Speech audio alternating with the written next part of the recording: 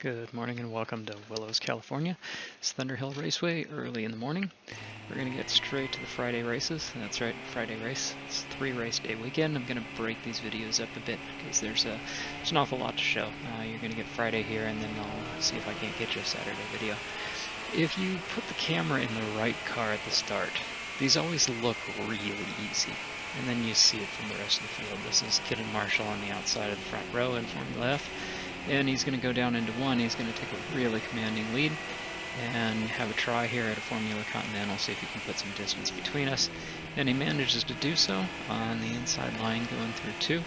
So he's now got a little bit of a gap back to the rest of the field, which is good for him.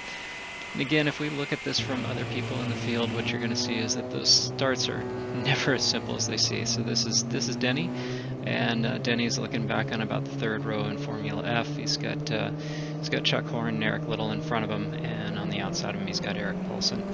And when this goes green, apparently Stewart was still waiting for his written invitation and didn't quite get moving. That puts Chuck in kind of a bad spot, and going down into one, he has to back out. And that gives Eric and Eric a nice run, so they both picked up quite a few positions on the start, which was a nice beginning to the day, well, for me anyhow, and for Poulsen, I suppose. For Chuck, maybe not so much, and Stewart managed to get away with one. And for some reason, Denny has this back-facing camera. And I don't have a back-facing camera on my car because it's kind of like a Dane Cook movie. I know that they exist, I just never want to see it, because there's all sorts of atrocities that happen if you look at that. A Dane Cook movie and the rear-facing camera, either one, it's pretty much the same thing. But you can see that there was quite a few cars back behind there trying to get through some traffic as well, and a lot going on there. And we're going to take one more look at this start. This is from Dave Jalen, one more row back.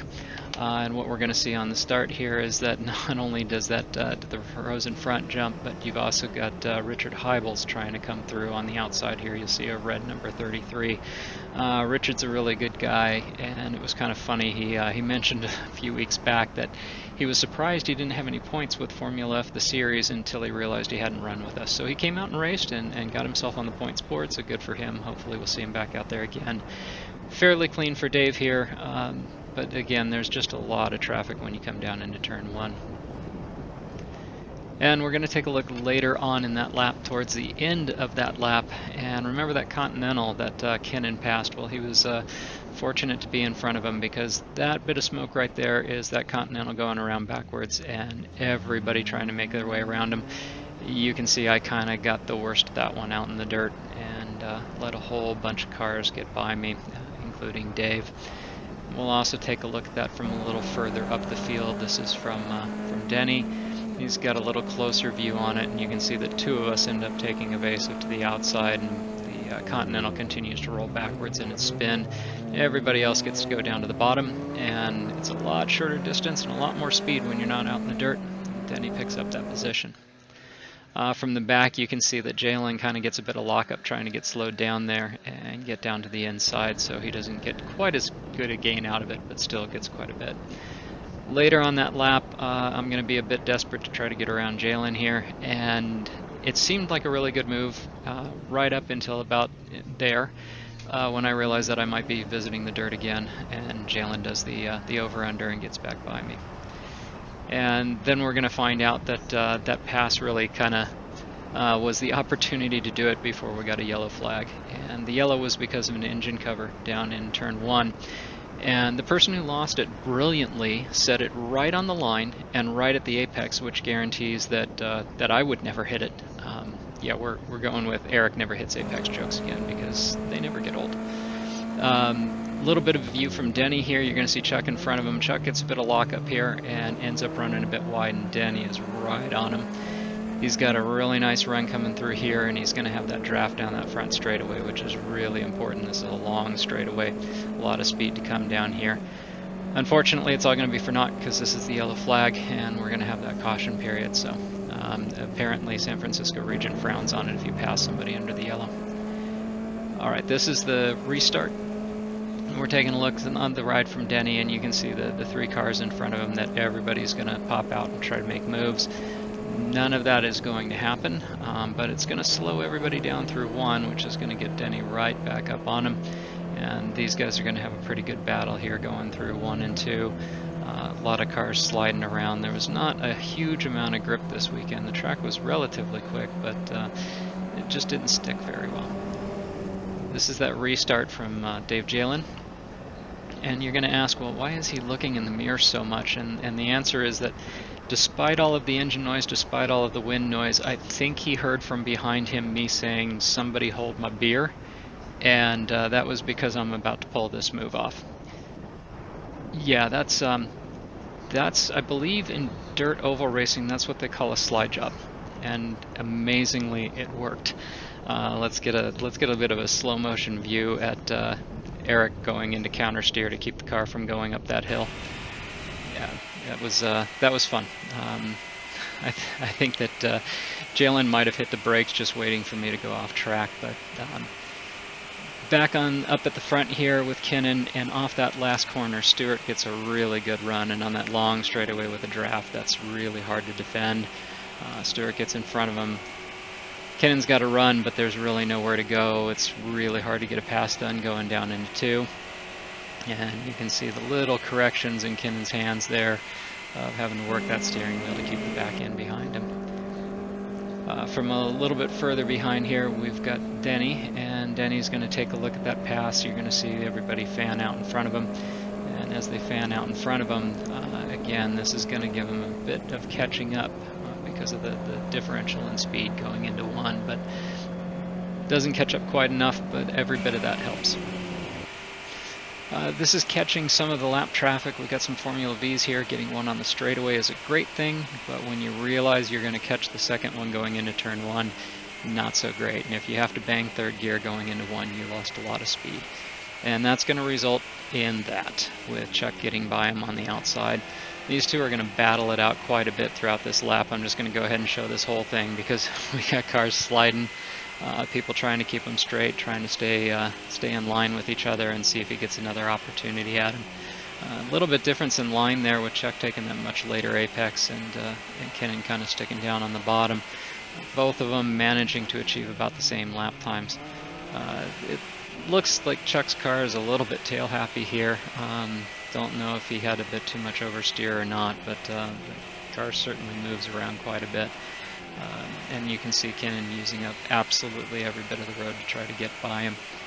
He's going to have this run down into this last set of corners, gets right up behind him, and then try to set himself up for a run down that front straightaway. And he gets a lot of width on the entry of this, gets the run, he's up in that toe. He's going to move back over to try to keep that draft going.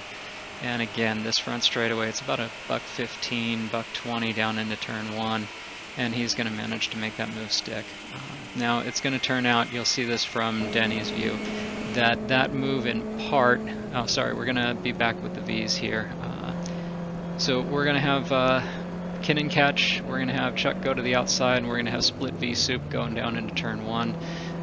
There's going to be a huge catch up there by Denny because of the speed differential with those cars, so he's going to be back in this battle, and you can see Kinnan sliding around trying to get through that corner. And then we're going to take a look again later in that lap. This is Kinnan making the pass on Chuck, and it's going to turn out that it's not only this draft going by him, but there's some sort of a mechanical issue that happens with Chuck. I believe it was a throttle position sensor. It's a good thing that that is the Honda motor, because the throttle position sensor in a carbureted Ford is your foot. So fortunately his foot is in good shape, but the car not so much. He'd get that fixed for the following day. Taking a look here, I believe this is coming up on the white flag, and as I mentioned, Stewart usually gets a good run off that last corner, but because he's lapping traffic, it doesn't go quite as well. And this is going to allow Kinnan to make a huge run up on him, and he's right on his gearbox by the time they come into 1. And Kinnan's going to try to do everything he can this lap, because again, this is the final lap of this race.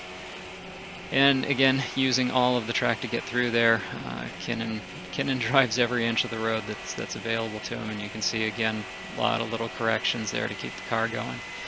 These two are going to catch up on the Club Fords. Two really nice guys, Mike and Mike. They had a great weekend, had a lot of fun. They're a blast to talk to. They're going to do a good job here of watching the mirrors and making sure that they let the leaders by, while not ruining their own race either. Stewart's going to get the second Mike in a bit of a bad spot, but when he gets there, he's just going to park it down at the apex, and there's just nowhere for Kinnan to go. So Kinnan looks at that and knows now that he's got a couple of opportunities left, a possible outbraking maneuver, and if that doesn't work, maybe draft him by on the front straightaway and maybe get him by the checker flag. But so there's nothing there, and now he's going to try to set himself up for that last corner, but Stewart's really good coming off of this, and there's not really enough of a run. He's got a bit of a draft back here, but it's just not enough to get anything done. And that's going to be our checkered flag, and Kinnan is going to know that he unfortunately lost a bit of an opportunity, but still a great run. So I've got some bonus footage. Some of you have asked, is Stewart a good student? And the answer is yes. He asked me to lead on the 5 mile because I had been there before, and so I'm leading and I go off in the dirt and he follows me right through it. So yes, he's a very good student. He learns very well, does exactly what you instruct him to do. I'm going to give you a ride of the entire 5 mile. This is the first part of it. You've seen this part of the course before. This is where we get a bit of a rest, quite frankly, because the back section you're going to see is a roller coaster. I am going to take the opportunity to kind of share a story with you here. When my son was a lot younger, he was playing baseball, and I would help out coaching. These were like 7, 8-year-olds, and 3 of the kids asked me, "Coach, which do you think is better, Ferrari or Porsche?" And I said, "Well, which Ferrari and which Porsche?" And they kind of looked at me stunned, and I said, "Well, if we're talking the 917 Le Mans Killer versus a Ferrari Dino, I'm going to have to go Porsche. And if we're talking the 312 T3 and 4 that Scheckter and Villeneuve went 1-2 in the championship and run the constructors versus like a 914-4, then I'm probably going to have to go Ferrari." And they didn't seem to understand any of that, and then asked me which one's better, Fiat or Aston Martin. And I said, well, clearly Fiat. And I know what you're thinking here, and I'll finish the story when we get back onto the main course. Here's where you come up into the 5 mile, flip the car in, and then you got a little left-right here, and then this is like you've dropped off the side of a cliff. It is straight down, and you accelerate quite quickly. And once you get down to this braking zone down here, then it becomes the absolute left-right roller coaster, and it's all really, really fast. A lot of third gear in through here. I don't believe there's any second through any of this. There's a first gear corner towards the end. But this is all really fast third gear and fourth gear, and it's just an absolute blast to drive. We don't get to do this much because it takes a lot of corner workers to be able to get it done. That is a very blind corner, and trying to figure out where the exit is a very difficult thing to do. You get a little bit of a break here after this corner, and that you've got a nice long straightaway. And then you're going to have a fairly hard braking zone with a left-right jink. This is not very good racing back here. There's no real place to pass, but it is a really fun drive. So throw the car in, going to come back up over the hill, and then when you come down, we'll get back onto the regular track again. Very fast, very fun to drive.